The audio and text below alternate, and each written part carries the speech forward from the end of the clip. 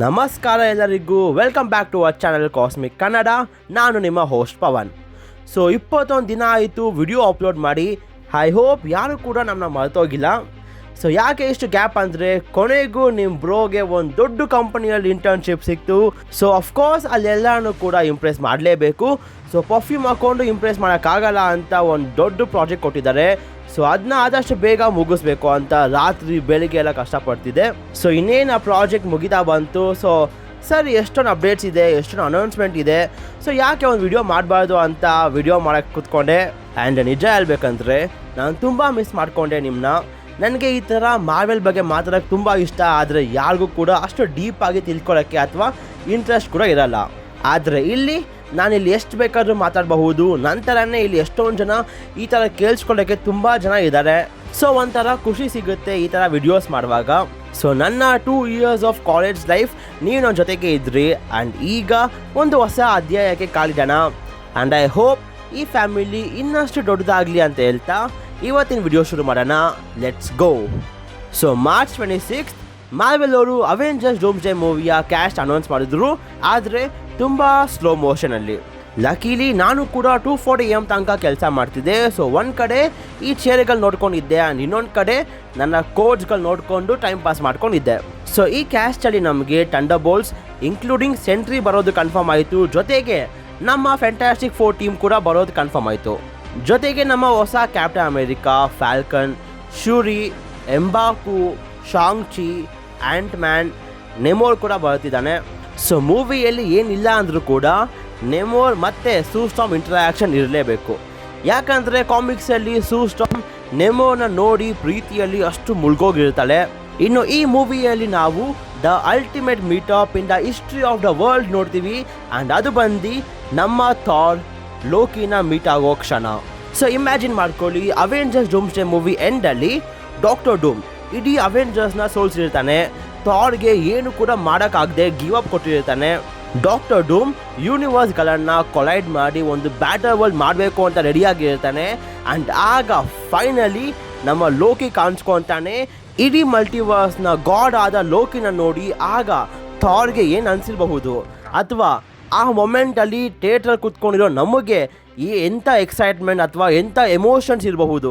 ಈ ಮೊಮೆಂಟ್ನ ಮಾತ್ರ ಯಾವುದೇ ಕಾರಣಕ್ಕೂ ಮಿಸ್ ಮಾಡ್ಕೊಳ್ಳೋಕ್ಕಾಗೋದೇ ಇಲ್ಲ. ನಾನು ಜೆನ್ಯೂನ್ಲಿ ಲೋಕಿನ ಥಿಯೇಟ್ರಲ್ಲಿ ನೋಡಿ ಅವನ ಎಂಟ್ರಿಗೆ ಜೋರ ಕಿರ್ಚಾಡಬೇಕು ಅಂತ ಕಾಯ್ತಿದ್ದೀನಿ.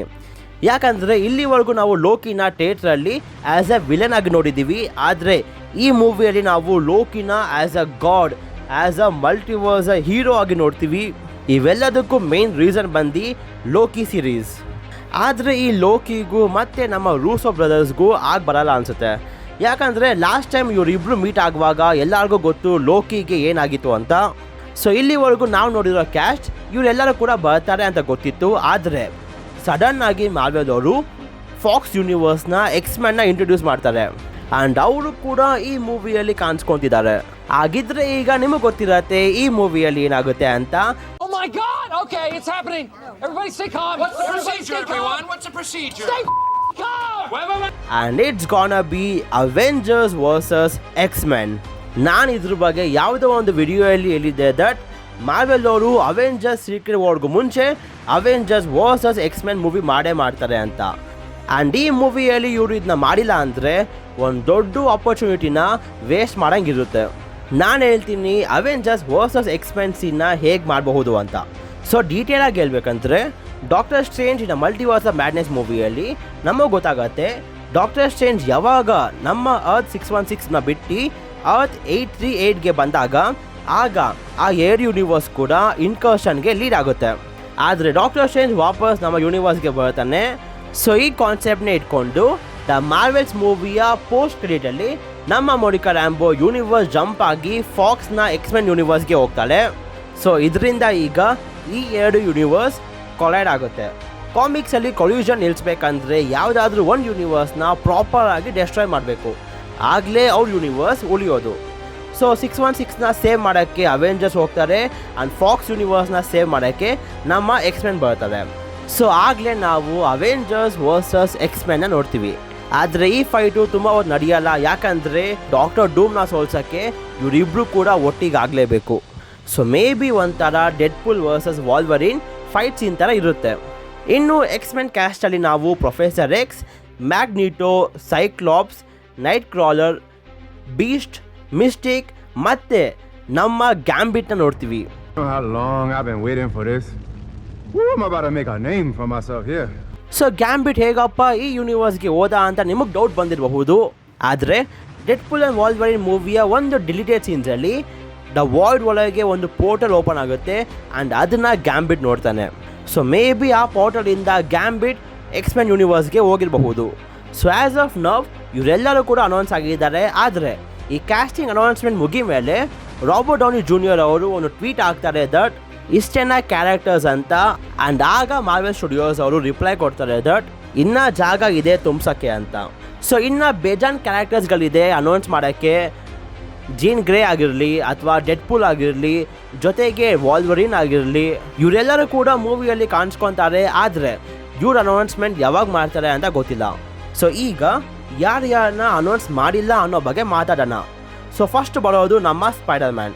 ಸೊ ಎಲ್ಲರೂ ಕಾಯ್ತಾ ಇದ್ರು ಅವೆಂಜರ್ಸ್ ಡೂಮ್ಸ್ ಡೇ ಮೂವಿಯಲ್ಲಿ ಸ್ಪೈಡರ್ ಮ್ಯಾನ್ ಮತ್ತು ನಮ್ಮ RDJ ಮೀಟಪ್ ಆಗೋ ಕ್ಷಣ ನೋಡೋಕ್ಕೆ. ಸೊ ಯಾಕೆ ಅನೌನ್ಸ್ ಮಾಡಿಲ್ಲ ಅಂದರೆ ಒಂದು ಬಂದು ಸ್ಪೈಡರ್ ಮ್ಯಾನ್ ಸೋನಿ ಅವ್ರದ್ದು.